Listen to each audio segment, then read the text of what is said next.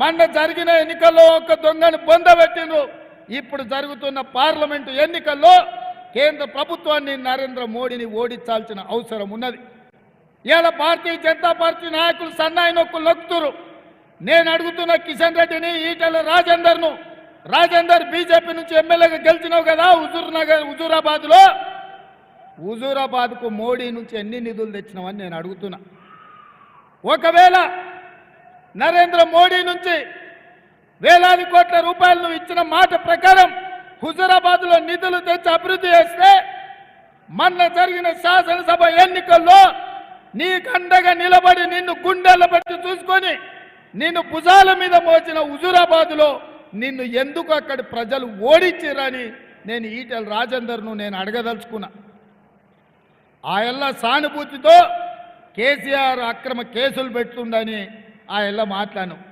మేము కూడా అయ్యో పాపం ఓ బలైన వర్గాల నుంచి వచ్చిన నాయకుడు బాగుండాలి, అట్లట్లా చేస్తావు కేసీఆర్ అని మేము అడిగినాం. మరి నువ్వు మోడీ ప్రభుత్వంలో నువ్వు నాయకత్వం వహించినావు. మోడీకి ముఖ్యంగా అమిత్ షా నా జేబుల్నే ఉన్నాడు, నేను ఎప్పుడు పిలిస్తే అప్పుడు వలుపుతాడని అన్నాడు ఈటెల రాజేందర్. నిజమే, ఈటెల రాజేందర్కు అమిత్ షా దగ్గరోడే.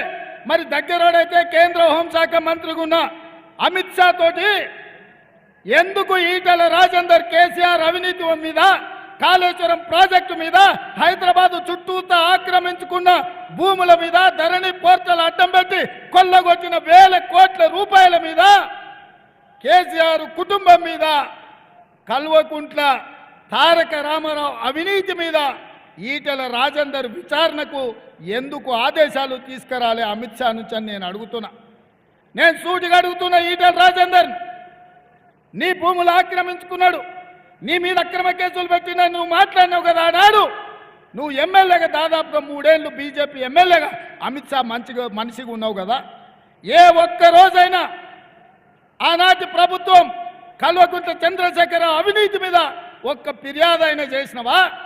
చంద్రశేఖరరావు అవినీతి నిక్కుదేల్చి వేల కోట్ల రూపాయలు ఎందుకు ఆ కేసీఆర్ నుంచి రాబట్టడానికి ప్రయత్నం చేయలేదు?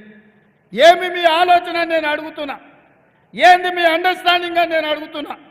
ఏ ఒక్క రోజైనా ఈటెల రాజేందర్ మున్సిపల్ మంత్రిగా, ఐటీ మంత్రిగా కేటీఆర్ గురించి ఎప్పుడైనా మాట్లాడినా మీరు ఒక్కసారి ఆలోచన చేయండి.